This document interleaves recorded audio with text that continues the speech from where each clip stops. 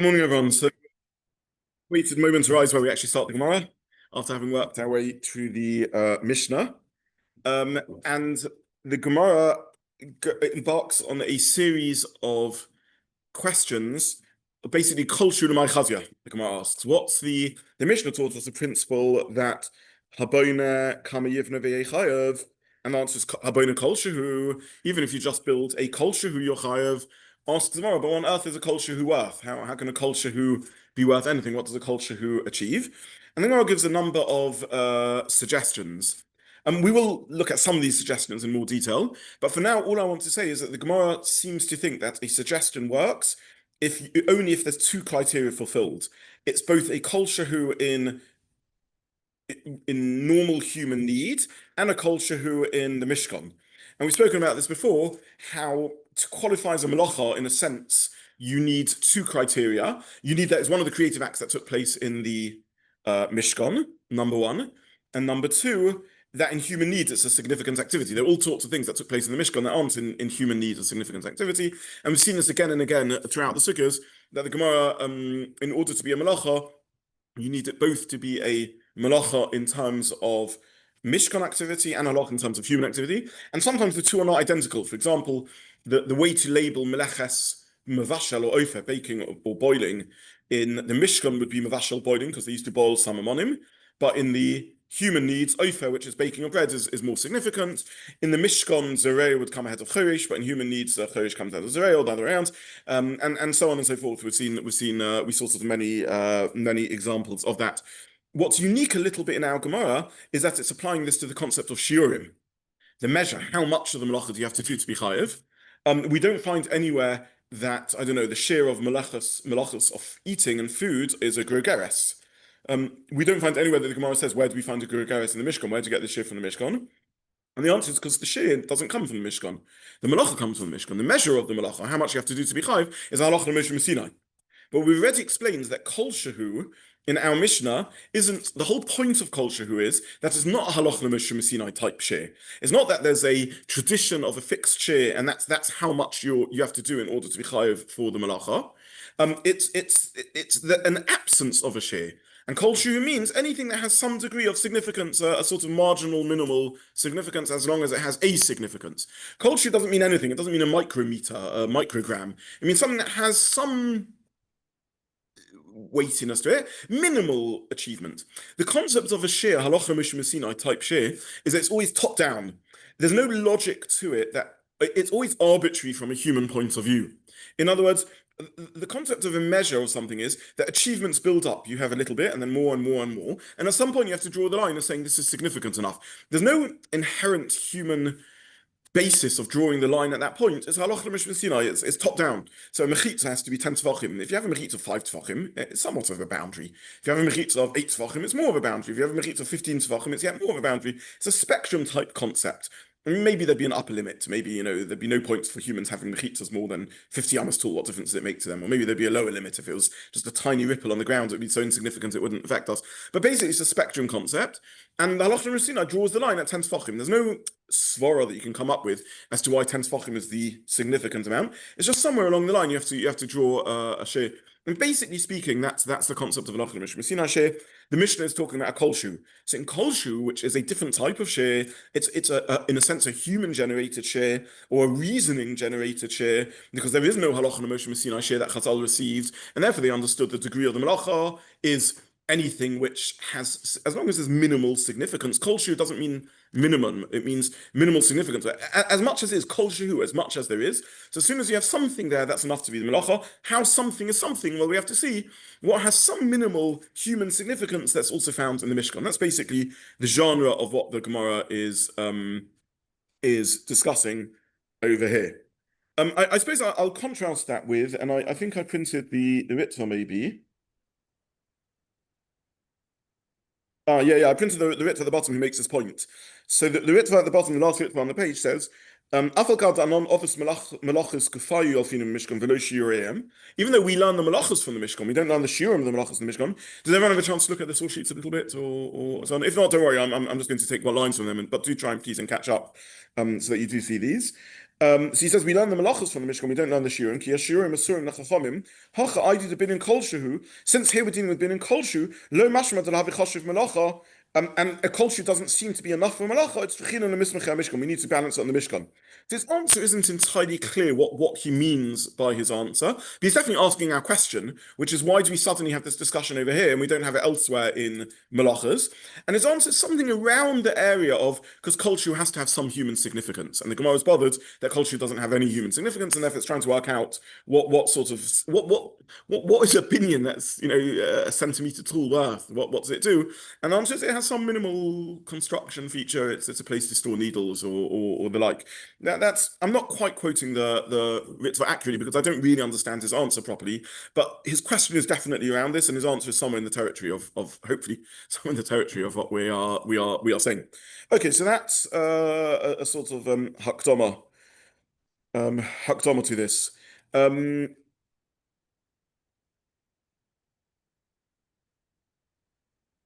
Now the Tosfos makes the point the other way around, which is that it's almost the flip side of the Ritva, and that's why I wanted to see the Ritva first. Tosfos says that we don't find that we ask where in the Mishkan was did people carry a lentil or a small bean. In other words, when it comes to Hotzah, for example, on Shabbos, it's a whole period that deals with the shiurim of Hotzah. You find that even a lentil, a small lentil, would be enough to be the shir. Now, surely at that point we could ask, well, in the Mishkan, did they carry lentils? They carried spices. How big is a spice? Maybe, I don't know, the smallest box but a block of spice dye that has any utility is bigger than a lentil.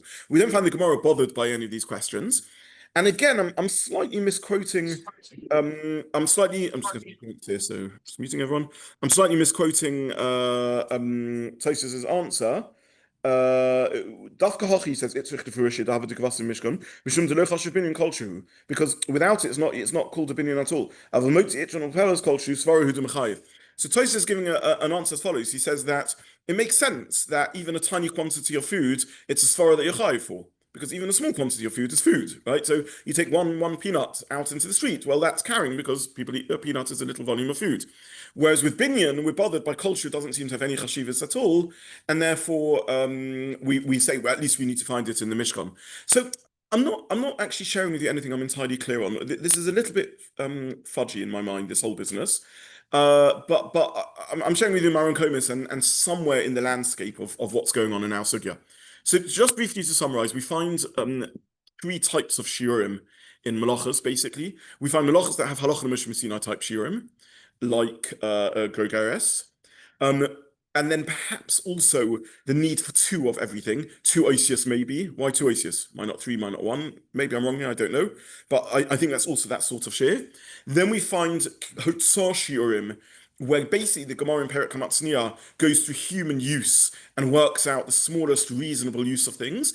And then Tosfos says we don't need to find that in the Mishkan. And then we have Boneh, where you've got Chiddush of Koldehu, anything that has any use whatsoever, even really significant is enough, and therefore insignificance is enough, as long as there's something to it. And there the Gemara is worried about what is that something in terms of human utility, and what is that something in terms of Mishkan utility. Something like that is the best alignment I could make of what's going on in our sugya. I appreciate this is dealing in a sense with a shas issue, but and we haven't learned all the melachos, but I just feel responsible to bring to you all those things. There's a whole perek called Hamatzniah, which speaks about the share of how much hotzah is, and basically its answer is a list of some level of functionality, and the Gemara doesn't seem bothered, as Tosfos points out. And then there's things that we've touched upon before, like the shiurim of two letters and two stitches and so on, which again, the Gemara doesn't seem to align to the Mishkan. The Ritva points out we don't even learn from the Mishkan, and these seem to be closer to Halacha Mishum Sinai type shiurim. But that's sort of the best I can do in just as sort of where on the landscape of melachos our sugya fits. In the end, la halacha is meant to be come out with a size, or it's a function, or I don't entirely know. I think a function, not a size, because it's still kolshu.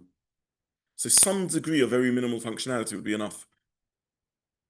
Yeah.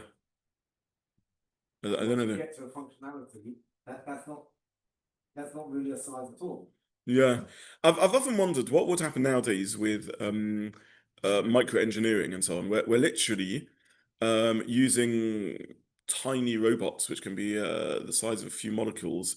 They build little structures of literally piecing together a few molecules and a few molecules to create tiny microcircuitry, in which, and that scale and order, even a hair is massive. So there's a real human need in these things, and it has a real impact on the world. If you build that, I don't know, microcircuitry in the chip, then it will work, and if you don't, it won't. Or gene, so on. I don't know entirely. It seems that the answer is you not be chayav on Shabbos. Why? Because there has to be something that would have utility in human need, but also in Mishkan need. That seems to be the halakhic answer. So there's a lowest threshold, which is something that has minimal Mishkan need, but also has basic human needs. So we've hit far smaller sizes than that in modernity. Nonetheless, it wouldn't be enough because it has to have kol shehu in terms of classic function in the times of Mishkan. That would appear to be the case. So within the Mishkan, we don't actually then give it a size in centimeters. Correct. Yeah. It's definitely not something that will give a shear like a gazais or an amor or a tefach or etzbos or something. Yeah, either because it's smaller than that or because it's not how Chazal thought in terms of shiurim. They were thinking in terms of functionality. Yeah. That's carry as small as a pellet in the Mishkan. Sorry? Did they carry as small as a pellet in the Mishkan? No, Tosh says it's not necessary. No, Tosh says we don't care if it didn't happen in the Mishkan. That's what I was saying. For Hitzah of a pellet, it doesn't matter. Correct. Depends on the melachot. And that's my introduction, where I don't really know how to distinguish between the melachos, other than very, very broadly that with Hitzah, Chazal understood the shear is any reasonable human need. With Boneh, they understood it to be even a minimal human need as long as it's found in the Mishkan. With Toifa and Kosei, they understood it to be 2. And with, Bishul, they understood it to be Halacha Mishma Sinai shear. I don't know. Make of it what you want. We've got it 4 categories. Let me even avoid prejudging where Toifin's on. So we have Halacha Mishma Sinai shear of, let's say, Bishul, Gregaris, and other food melachas. We have 2. Perhaps that's what the Ritz was talking about, Masrula Chachamim, which is stitches and writing. We have reasonable human needs like Hotzah, and we have even minimal human needs as long as it's found in the Mishkan like Boneh. Don't know. But the shear for Kosei is 2 letters. Yeah. We don't know what size the 2 letters. Yeah, but don't forget that when it comes to information, size isn't really important. With Moichik, size might matter, but with Kosei, who cares? As long as it's visible, it contains, because it's about information carrying. Sure, but the point that I'm making is that it's not that it's a shear, but it's not a size related. Yeah, but it's true what you're saying, but I don't think I don't think conceptually it's the right thing to focus on, because Kosei, it's the number of letters that matters, not the size of the letters, because it's about carrying information. So it'd be unusual for size to be the criteria. It's number that matters in that case. Yeah. And the same with weaving and stitching. Yeah, presumably, yeah. So it would seem, because it's the joining, so it's the number of tefirah that matter rather than the size. Yeah. The struck with one which had to be enough. Yeah, enough to, but only in order to match the previous fonts or something like that. Yeah. Okay, let's not go through the whole Mochik again, but yeah. It's a good general principle. The problem is it's not. You cannot have the same size. Yes, but the problem is that kol shehu isn't used by the Mishnah in many melachos. It's used in Boneh and perhaps Makar Patish. It's not used in other melachos. So there's different melachos. Chazal understood different rationales for the shiurim. Perhaps they have different traditions about them. And certainly, if it's a classic shir, it would appear to be halacha l'mishma sinai. I don't really know, right? And I'm not aware of anyone who. I did a little bit of I'd say Googling, but I mean barilaning, trying to go through the databases of Sfarim. See, I couldn't find anyone who systematically sorts out all the melachos as to which type of sheikh I wanted. But we're on the omud that you need to think about these things, and we can't duck it. So I'm just sharing with you for what it's worth, the Ritva and the Tosus. I mean, for what it's worth is a lot, but not my understanding of it is not that. Yeah. That it's the 2 stitches as it causes a kiyum to the beggar. Yeah. So that's a different. It doesn't sound like a halacha. Yeah. No, I agree. It doesn't sound like an halacha. You're probably right. Except 3 stitches presumably causes more of a kiyum, and 1 stitch causes some kiyum. So, is it a spectrum concept where you have to choose a cutoff point somewhere, and that cutoff point is often, or is there some logic that 2 is a qualitative leap? I don't really know. You find similar things. What does it mean, for example? How are we meant to relate to the idea that the Torah says don't eat chametz on Pesach, and if I eat half a gazayis, I'm not chayev? So, but I ate, and Torah says don't eat. So it's possible that Chatzi Shir Osam in HaTorah, and this is a measure of chiyuv, of when do you get the penalty. But we saw it's possible chatzi shear is mutter min Torah. So how are we meant to relate to that? The Torah says don't eat, and I have eaten. So the answer is somewhere around the territory of but it's a snack, it's a nibble, it's not an eating. There's a shear of achila, something has to have a chashivas of an achila. So there is an intuition around that. But what I want to point out is that even though there's an intuition about that, there's no logic to where you put the cutoff point. If you eat a little bit and you eat a bit more and a bit more and a bit more, at some point it becomes an achila rather than just a nibble. But where do you draw the line? No clear point. The same as I said with mechitza. That's what I mean by halacha and Moshe Sinai. It doesn't mean there's no intuition. Of course, there's an intuition that 10 tefachim is a reasonable mechitza and 1 tefach isn't a reasonable mechitza. But exactly where you draw the line, there's no human rationale that can tell you where to put the cutoff point. Law has to put the cutoff point somewhere. That's halacha and Moshe Sinai. So I don't know with tefillah whether it's the same idea. 8 stitches is very combining something. 4 stitches is less, 2 stitches less still, 1 stitch is less still, but they will do something. Or in which case the 2 stitches is halacha Moshe Sinai. Or as the Ritva's language seems to indicate, in Moshe Chachomim, the Chazal somehow had a svara as to which point along the stitching spectrum it gets some sort of chashivas, and therefore 2 is more than 1 and less than 3. Yeah. The 1 stitch will just come out. 2 stitches also comes out, by the way. There's something in 2 stitches because there's a bit of tension. One's going in, one's going out. 3 stitches. There's scientific reasons in terms of tension why 3 is a yet better number. So I don't know. That's the problem over here, right? I don't know. Maybe you're right. I'm not arguing with you, Rafi. You may well be right that 2 is masur lachomim. Chazal understood that something more significant has happened. I don't know. Can I? Yeah. So Tosfos says mishum d'lo kosher binyan kosher. Yeah. Because binyan kosher isn't kosher. Yeah. In the end, are we agreeing to that binyan kosher isn't a kosher? So filling a hole with a bit of lead isn't actually a kosher. But still, that's the whole chiddush of the melachot, that since we find something which is not kosher in the Mishkan, therefore in this case uniquely we will say melachot which isn't kosher is still a melachot. Or are we saying, well, actually, since we find it, it is kosher?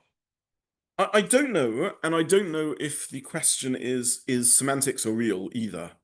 Meaning, there clearly has to be some value to doing a very small act of binyan, like plugging a little hole in wood with lead or something, whatever it is. There clearly has to be some value to it. So what does Tosfos mean when he says no chashiv? He means not something that normal people consider valuable, but it is a malachos. There must be some chashivas to it. So your question is a nice question. Is it that it doesn't have a chashivas and yet you're still chayiv, or does it have a chashivas? I don't know, and I don't know how precisely Tosfos is using the term. It's a good question. I don't know whether it's a question or not. I'm questioning whether it's a question. I don't know what to make of the question. It could be it's a good question, and there's something unique here that it doesn't have a chashivas and nonetheless it's chayiv. But none of it has no chashivas. Then what does the malacha mean? It must have some chashivas. Is it? I don't know. I'm really struggling with all this. I mean, Well, that actually it is kosher, because elsewhere we find that what's the difference between an oven and a towel that have to have a meshkan chashiva? yeah. It would be convenient for lots of reasons if, when Tosfos says it's not choshev, he means it's not what I normally think of choshev, but it is still choshev. Including your reason, but even more fundamental than that if there's no chashivas to this, then what on earth is the malacha? What if a malacha means achieving something, and this doesn't cross the threshold of whatever those words achieving something means of chashivas, then what is the malacha? The answer is, here's a chiddush that it's a malacha despite what? Despite not achieving anything? So what does it mean that you have a malacha that's not achieving anything? So it must be it is achieving something. So for lots of reasons, I prefer to duck. I'd like it if your question wasn't a question. But just because I'd like it that way doesn't mean it is that way. Yeah. Yeah. Yeah. Yeah. I prefer it. Yeah.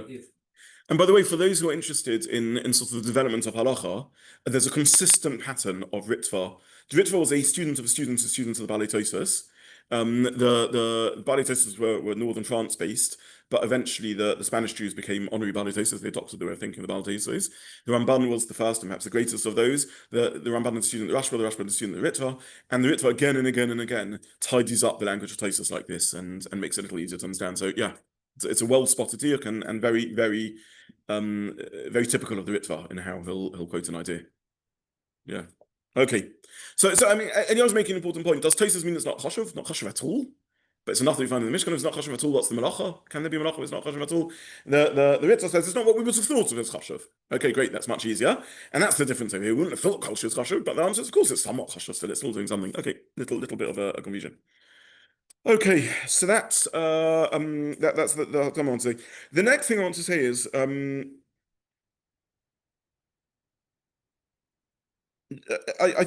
hope I printed this. Yeah, good. I printed Rashi in Kuf Gimel Amud Beis.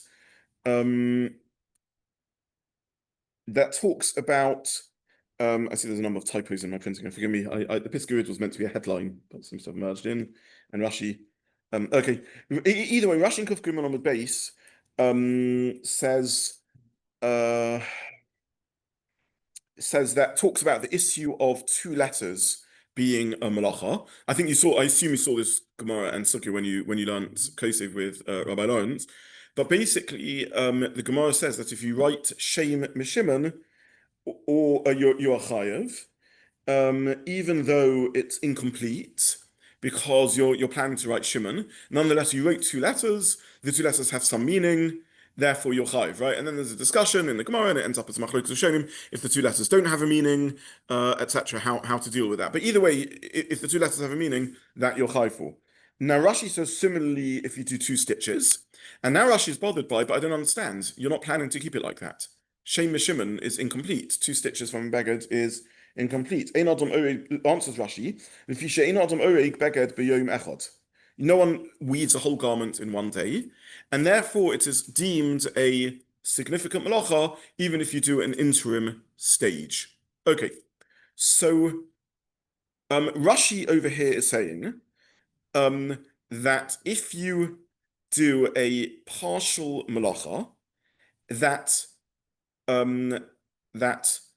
isn't complete because no one leaves it in that interim stage.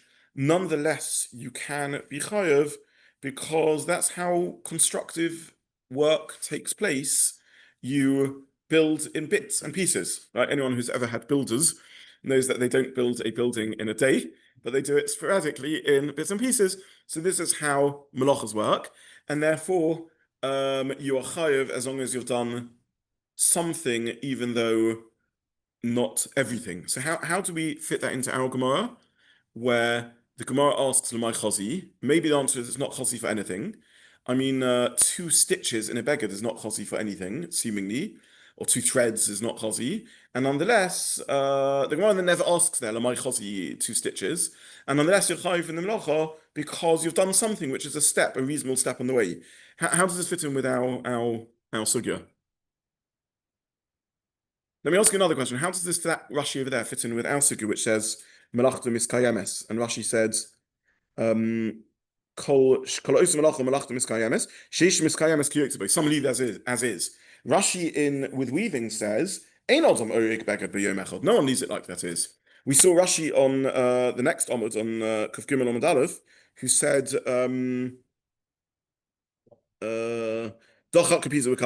you have this big block and you halve out of it sholosh lugin storage space. And Rashi says the reason that's a melacha is because some people it's got utility like it is, even though actually your intention is to finish it off and make it more and so on. So how do the two Gemaras go together?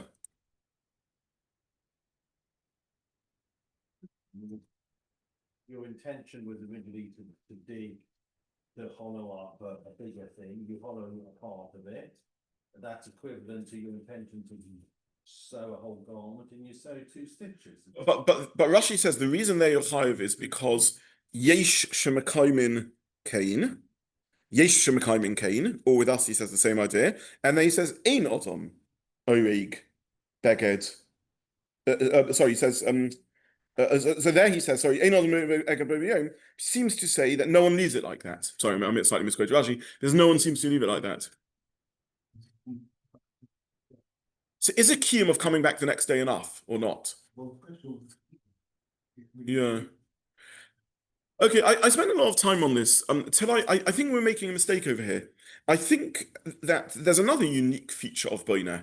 This halacha of kol ha'osa melachim miskayemes b'Shabbos chayev is a klal in option number 1, makeh b'patish, option number 2, Boneh and makeh b'patish, option number 3, all melachos, option number 4, none of the above, and option number 5, all of the above. So you've got multiple choice. Okay, but seriously, is it a melacha? Is it a rule in all melachos? A rule only in makeh b'patish, or a rule in Boneh and makeh b'patish?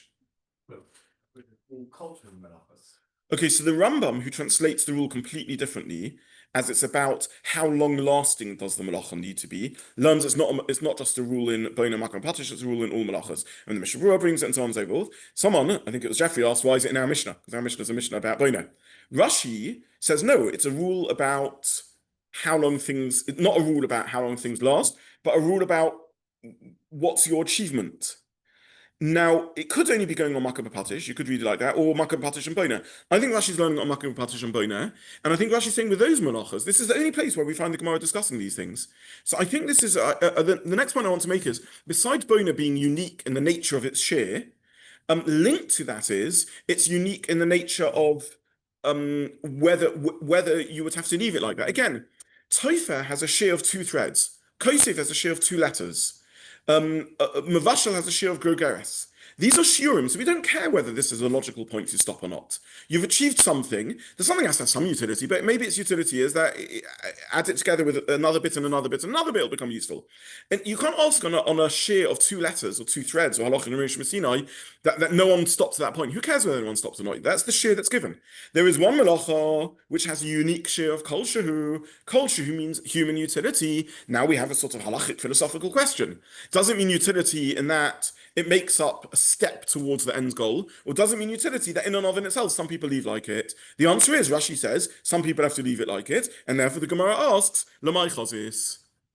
So I'm really saying the same point again, as I said previously, that the whole genre of this question of Lamai chazis is a unique question, maybe other melachos also, but certainly not all other melachos, but for our purposes, unique to Boneh. Boneh doesn't have a usual type share of 2 threads or 2 letters. It doesn't have a usual type share, one moment, Rafi, of Grogeres. It has a kol shehu type share. Number 1, that's why it has to ask the Machazis, or to put the same thing in a different way, because of that, at least in Rashi's reading of the Mishnah asks, says a rule of kol osu melacha melachta miskayemes v'shabbos chayev. Rashi learns that's a principle in at least in Boneh, maybe any other melachas that have a kol shehu type share, but not in any other melachas. So there we can ask this question. I want to emphasize again, the Rambam learns this is a principle in all melachas because it's saying a new rule that melacha has to have some sort of kiyum. If you do something that's very temporary, it's not significant as a melacha, it has to have some permanence. But Rashi is learning that this is a rule written in a Mishnah in Boneh about Boneh and makeh b'patish, not written about all melachas, and therefore the Lamai chazis is just a continuation of that principle. So when it comes to these melachas, we have to understand that there's some yesha mekayim kain, that some leave it like that, there's some intrinsic utility. It doesn't mean that when I'm building this building, I have to be planning to leave it like that. Of course I'm not. How many people have needles that they need to store? It means it has some significance as a binyan, and therefore that's enough. Rafi, sorry. After the next Mishnah, I looked at after my economy, and Yeah. there doesn't